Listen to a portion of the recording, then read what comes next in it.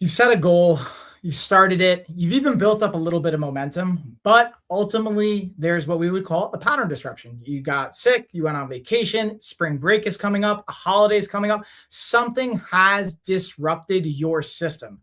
What I want to invite for you for today is this isn't your system failing randomly.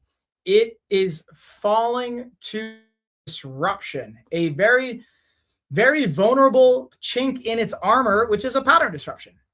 And we've talked about this in the past couple of weeks. So I'm going to just keep building on this topic. And the idea here is it's okay if you notice that this comes up for you. It's important, though, to recognize what are you going to actually do about it? That's the most valuable piece. It's not a matter of like falling off because you're lazy. Yeah, that may be the case, or these other pieces. It's not a matter of like, hey, I don't necessarily have a good plan in place or I don't have a system. It's just you don't actually have a plan in place for the pattern disruption specifically. It's a very key, vulnerable spot that we get to account for. And that's what we're going to go over today and what you can take action on, whether it's tactics, tools, a combination of it, and even a little bit of anecdotal stories around that to support you guys. Because it's something I see time and time again.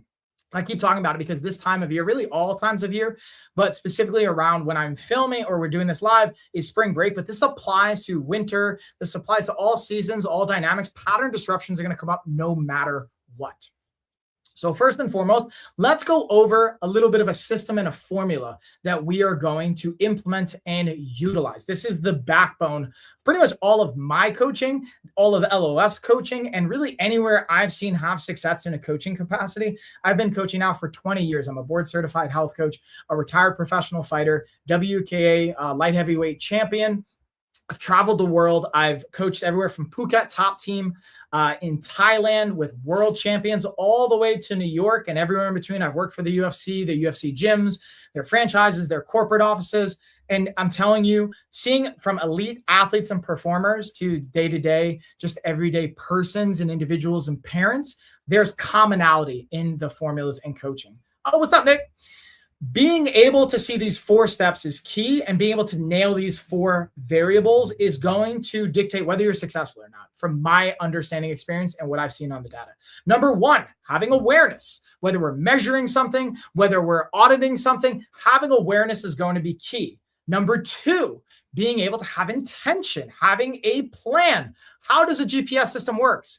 How does it work? It works because you know where you are, i.e. awareness, and you have intention, you know where you want to go. If you don't have those 2 things, a GPS doesn't work. Same thing with your coaching, your health, and your wellness. Number 3, action. Just like in the GPS analogy, you could even have the best GPS system. You could have everything laid out. But if you're not actually following the directions and taking the turns, you're not actually going to get to the destination, i.e. the results that you want. So these 4 things combined is really the formula in coaching. Now, where there's breakdown, there is going to be potential pitfalls to this. There's going to be potential breakdowns. That's what we're going to look at. And the biggest breakdown happens in the action and accountability. So I should go back with the formula. Accountability is really the 4th variable, the last layer. You need to have the accountability. So for example, let's say you turn left when you should have turned right. The GPS system is going to say, hey, calculating, hey, you made the wrong turn. Let's turn, go here, so on and so forth. That's where coaching and accountability is going to be key. And even taking coaching out of the equation. In general, success, regardless of using coaching or not, accountability is going to be that last key variable. So you have awareness, you have intention, you have action, and then you ultimately have accountability. If you don't have all 4 of these things, you're not honestly going to see success in a scalable, reoccurring fashion in a sustainable way. So let's look at a pattern disruption. I'm going to give you a real-time example, and then we're going to go over what we're going to do about that. This is just piggybacking on the last couple of weeks. We've talked about systems can fail, why they may fail, the pattern disruption, but we're really going to iron out what we do about it today, especially with breaks coming up ahead and just dealing with a variety of things. So let's lay out pattern disruption. Let's just take spring break, for example. You have your routine. You started a routine. Let's even take New Year's. You started on New Year's. You have your routine. Cool. You've even been hitting it for 3 months. Let's even say you've been crushing it. But now spring break comes up and you're like, you know what? I even got the body that I want. I got the 6-pack. I got the abs. Cool. I'm going to go on vacation. Here's the catch. You go on vacation. You come back. You've disrupted your habit and you've disrupted your pattern. And then before you know it, one day has turned into 1 week has turned into 1 month, and before you know it, you've not only not been able to maintain the results, but you've started to regress. And that happens because of the pattern disruption combined with the lack of adjustment and accountability. Ooh, thank you for the heads up, Nick, that you can't hear me. Let's see, can you hear me now? So, with that being said, knowing that you are going to have a pattern disruption, first off, you could do your best to not have a pattern disruption, but reality is life is going to throw you pattern disruptions. It's about what do you do when the pattern gets disrupted. That's the key gap for most people when they don't have success in a sustainable fashion. Being able to maintain the either routine or habit when things get interrupted. So you go away on vacation, you come back, you don't go back to the gym. Time and time again, that's something I've seen happen. I've seen people go through it. Now, here's the key. Where they tend to fail is because they think they have to go back to the same exact routine and habit that they did before. But what this is the key, actionable, is how we're going to change the approach. Instead of trying to force what worked for you prior, you have to audit and adjust the action for your new routine and or situation. So for example, you go away on vacation, you come back, and normally let's say you do chest and back on Mondays. You come back, you're like, dude, I have to unpack. I'm sleep deprived. I'm feeling heavy. I'm feeling lethargic. That's not the time to go back to your exact same workout on Monday, chest and back. You can even do chest and back. You can even go to the gym on Monday. But ideally what you want to do is cut your volume in half, cut the actual weight in half, and just get back into it. And then, hey, guess what? If you feel good and you can crush it, then go back to your normal routine. That's awesome. Then you've already got the habit, you've got the groove, and you don't need to make adjustments. But that's not what happens for most people. More than 50% of people, usually 50 to 80% of people, especially when they set New Year's resolutions, are going to run into this pattern disruption. And hey, what's up, Vanilla? I see you. So being able to know, all right, cool, I got to come up with a pattern disruption protocol. That's really one of the impacts we have on our 100-day comeback series and just our coaching in general. And literally just take this in your life right now. Whatever your plan is, if you get disrupted, just take the actual measurables and cut them in half and then do that. So for example, you go to the gym 4 to 5 days a week, go back to the gym 2 days a week. You do cardio 3 days a week, do cardio 1 day a week. You do a 45 to 60 minute workout, do 20 to 30 minutes of a workout. You do volume as far as 10 to 15 reps, you're going to go with 6 reps. And if you normally do 100 pounds, you're going to do 50 pounds. So again, the idea is maintaining your actual own pattern because of the pattern disruption that you had. You're trying to get immediately back to that pattern as quickly as possible. It's not about the work capacity. It's not about the load. It's not about any of that. It's about getting back to a adjusted intentional routine. It doesn't have to be the exact same thing. It's about just setting a baseline again, setting an actual intention and taking action on it. And ideally, having accountability. One of the things we've covered in past calls is a study from London University found that when a group of people had scheduled accountability check-ins, their success rate went up by 60 to 95%. So you're 60 to 95% more successful if you have a scheduled accountability check-in. It could be with a friend, it could be with a family member, it could be with your doctor, it could be with a coach, it could be with your trainer, whomever, could be online, literally just scheduling a piece of content, whatever it is. But being able to have reoccurring accountability check-ins will increase your success rate from 60 up to 95%. If I gave you a pill, said, hey, if you take this pill every day, you're going to be 60 to 95% more likely to succeed, I promise you would take that pill. That's 100% what you would most likely do, right? So knowing that, that's how we get to focus on energy. And the whole theme here is, again, the pattern disruption. Now, maybe you didn't go on vacation. Maybe you got sick. Maybe you had an emergency situation come up. The same principle applies. The key here is how do we measurably approach that? Great question. This is the hypothetical or placebo, right? So again, I want to pause as we're transitioning. I'll pull up some data. I'm curious what questions you guys might have. Like legitimate questions I'll get to. Also, I appreciate everyone just being silly geese here and the troll fun and all of that fun stuff. comments and general help. And if you're not already, please follow, subscribe, all that good stuff. I'm going to pull up a chair, actually. We're going to dig on in, settle in here for the next 20-ish minutes. And honestly, I hit the key stuff right out the gate. It's coming in pretty hot. So now I'm going to circle back, address questions, and I'll pull up some finer points and some data related to this. And then we'll go into, if you guys don't have questions live, I had some questions that came up in coaching sessions for the week and the last week behind me that we can look at as well. Throwing back a little bit of yummy tea.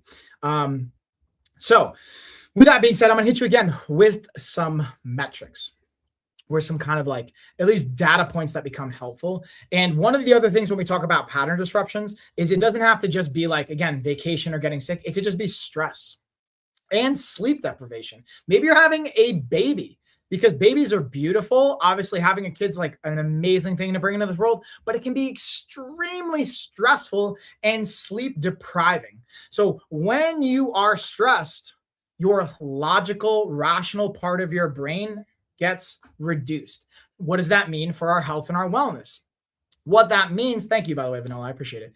What that means is you are going to make less logically oriented decisions. You're going to be more impulsive. You might be more inclined to have that sweet snack at night when normally in the past you wouldn't have. Same thing with sleep deprivation. When we are sleep deprived, even if you're just getting under 7 hours of sleep for one night, you can see the impact of that. It will drastically cut your self-control, impulse control, and logical thinking. Not only with your nutrition, but also with your workouts. But specifically, we see it show up. When I say we, I mean research studies that others have conducted, that I'm just regurgitating, have shown that being able to increase your sleep will impact positively your overall health as well as your impulse control. But on the flip side, when you're getting less than 7 hours of sleep, you are going to be more impulsive. You're going to want to eat more than likely sugary, carbohydrate-laden things, have more caffeine-oriented things to make up for the difference in energy. Knowing that, you're probably going to eat more calories. And when you eat more calories, boom, you're going to see weight coming on. You're also not going to feel so good. And you're going to repeat that program. So what we want to do is pattern disruption is what can kill our routine and habit.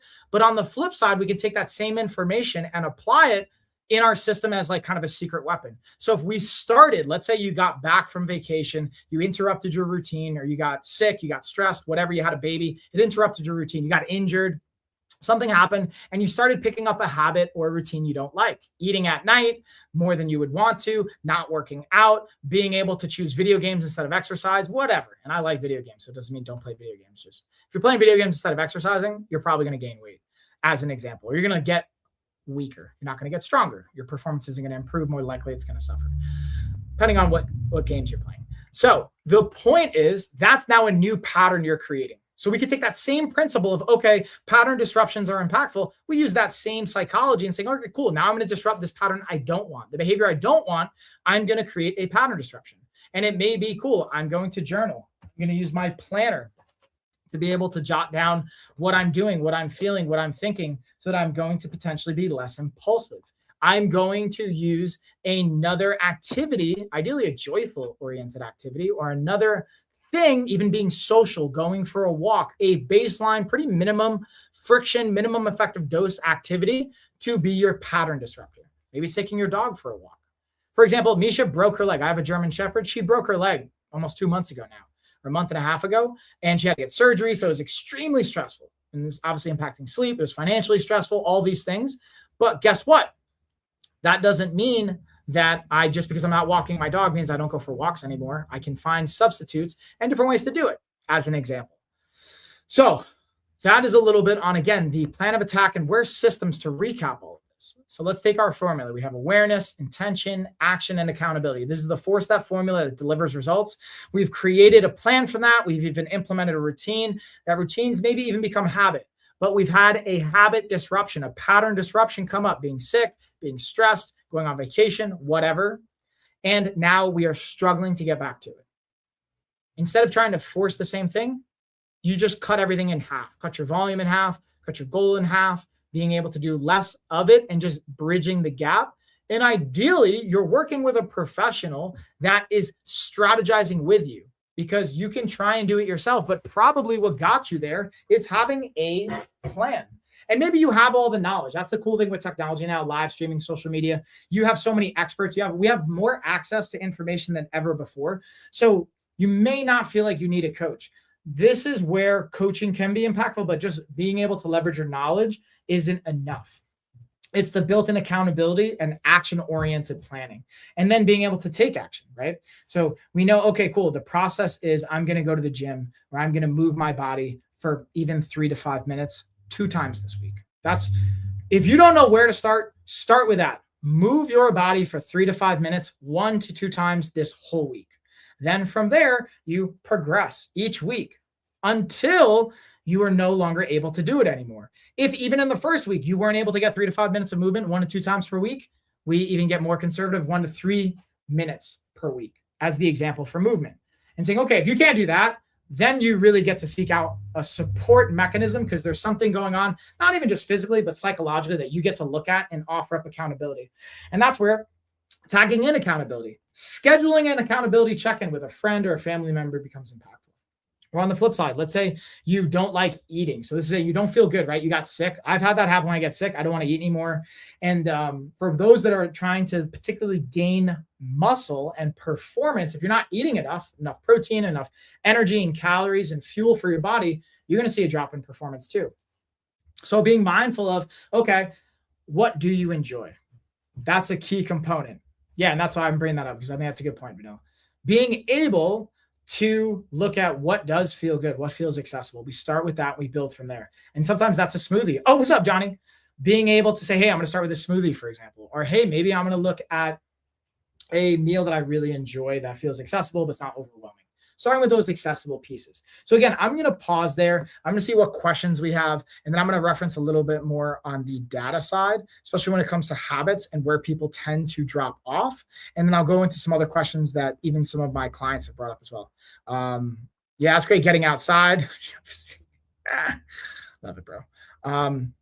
Okay, so let's look at where habits might even be dependent. So a lot of times as we're forming habits, specifically routines, and as they're turning into habits, they are going to be cue dependent. And for ADHD and neurodivergent people, that's going to be even more so the case, specifically visual cues and prompts. But all of us have cue dependent habits. There's a pretty much anatomy protocol to how a habit's formed. First, we have a cue. Maybe our alarm goes off in the morning. Our body tells us we're hungry. Our baby is crying, or our a body is feeling like it's got a lot of energy and it wants to move. We have a cue. Or we're tired and we want to go to sleep. That's a cue. Then we have, after the cue, something that we actually want to solve, or something we want to address. If there's not actually like an intention behind that, something we're addressing, you can have all the cues you want. But if the cues don't actually feel connected to a deeper why, you're not going to take action on it. So being able to be clear on, again, cue, I'm hungry. Hunger is going to solve a problem if I'm eating. So that's the second stage of it. By eating something, I'm going to address the cue. That leads into then the action of actually eating. And then lastly, the reward mechanism that reinforces the loop. The reward is I'm no longer hungry. So we go again, I'm hungry. What should I do? Oh, I should eat. Oh, guess what? I'm actually going to eat. I then reinforce that by feeling full or satisfied. And then we are creating a habit pattern. On the flip side, let's say at night, I'm tired. I'm stressed from work. You need, you need some quote unquote downtime, right? You need to be able to get some rest and recharge time in. Now you can do that with sleep, or you can say, hey, I'm going to stay up and I'm actually going to play some video games. So the cue is I'm tired. I want to have dopamine. I want to feel motivated. I want to have some me time.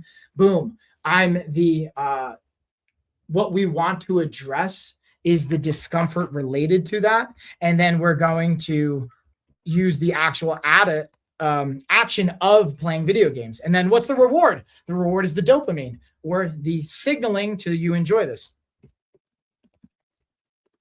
I'm going to see if I can pull up a habit, a visual for you guys for this actual habit loop, because these 4 checkpoints, I think, can be really helpful when you actually see the visual related to it. So this is less of a loop, but I'm going to still give you the checkpoints here. And the visual, I think, will become helpful because it's still using the same 4 checkpoints of we have our cue, we have a craving we want to address from the action, and then we have our actual action itself, i.e. the response, and then we have the reward. Ooh, what are habits? Good question. We have a whole breakdown on that. But for that question, first let's look at, we have cue, then it goes to craving, response, reward. So again, we have a cue. We have something we want to do to address, or the why, the craving. Why do we want to address that? Then we have the action, and then we have the reward, and it feeds into itself. So let's go into our breakdown of, you can, again, look all of this fun stuff up. Let's actually pull up our fun definition of habit. Those of you that want it. Really, it starts with routine. Routine is where after enough period of time, you have a habit formed, which is something that, really, to put it simply, I'm not going to actually, it looks like they don't have the habit broken down here, but the real simple version of it is a habit is something you don't have to consciously think about. It's something you do without having to put a lot of energy or conscious thought into. A routine is something you're more intentional about. You have to put bandwidth and energy. It takes more processing bandwidth. Yeah, and also to your point, we're live on YouTube, Twitch, all that fun stuff. So you may see me talking to people, but they may not be on the platform you're on. Fun fact. And yeah, if you guys want, Venmo me for this stuff. You can give me a little tip. I got you guys.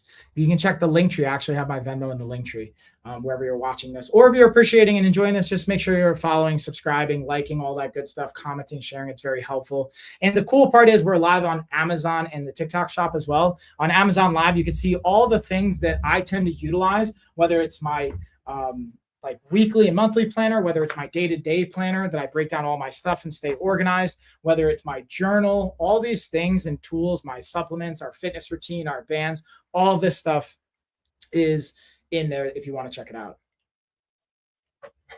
Okay, with that being said, that's pretty much the clear actionables. I'm not going to take a long time on today. I just want to make sure I hit it with you guys, go into it, and see. It doesn't look like we have any questions. So I want to hit you with a couple of more just data points and facts, and then we'll move it on from here. So where do most people quit, by the way? People quit early. 50% of people drop out of exercise in 6 months. I mentioned that. So at this stage of the game, we're in March? Some people may still be going from, let's say, January. But by June, 50% of people will drop off, up to 80% by the end of the year. So 50% of people will drop out of exercise in 6 months. And it's because even if you did lay a habit, there was a pattern disruption. A pattern disruption is the key variable to the sustainability of this. Even if you have formed a habit, it is more than likely going to have some sense of a pattern disruption. And that's what's going to dictate if you're going to quit or not for most of us, is how do you handle the pattern disruption? Okay, lastly, tracking will increase your success. And what do I mean by tracking? Tracking your actual progress. That goes back to awareness and being able to take action with it. So if you have awareness of what your body fat is, if you have awareness of how strong you are, how many push-ups you can do, what your calorie intake is, that goes back to your progress and how that impacts your outcome. Ultimately, your process, your progress, and your outcome.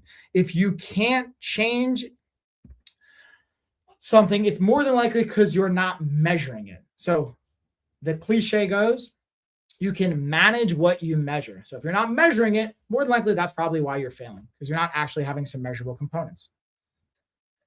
I got you. Thanks for making me laugh, by the way. I appreciate it. So keep in mind, 6 months is an interesting checkpoint for more than 50% of people. And then the interesting thing, the last piece of this is an if-then protocol. The if-then plan will increase your follow-through. So being able to have an intention will increase your success rate. So that's where the intention comes in. So what I mean by that is not only having a clear direction with intention, but an intentional adjustment. So, okay, when a pattern disruption comes in, if I get disrupted in my pattern, then I will cut the volume by 50% and try it again anyway.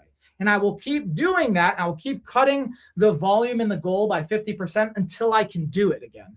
And then once I can consistently do it for 2 to 4 weeks, I will then increase the goal and the volume by 30 to 50% until I get to a place where I'm no longer able to do it. For examples, that's a good example of an if-then statement. And again, this is backed by just behavior change studies that'll show you will have a higher success rate if you have intention. And instead of saying, okay, Not I'll work out, but if my routine breaks, so for example, if I can't go to the gym for 60 minutes, then I'm going to use my LOF bands for 20 minutes and do an at-home version of it. That's a perfect example of the if then. And again, having a pattern disruption backup plan. So most people, again, don't fail when things are hard. They fail when things change. When your environment changes, when you don't have the same cues, we again have habit dependent cues, or really habits are dependent upon the cues. So if our environmental cue changes, we're more than likely going to fail. Or if a stress component impacts our cue or our goal and our system, then we will fail. So being mindful of all those things, you can even anticipate it. If you know you're going to travel, be prepared for having a pattern disruption protocol. Have this in the bank. And that's what we do with our coaching, is being able to anticipate hundreds of scenarios at this stage. We've worked with literally over 30,000 people, myself included, and the entire team has worked with over 30,000 people over the last almost 20 years. So we have data on, I can't even tell you how many different scenarios. It's fascinating to observe how many different things can go on. And being able to just truly be able to like lower the bar in the beginning, especially. So this fits nutrition, it fits your training, it fits your sleep, it fits recovery. All these pieces come into play.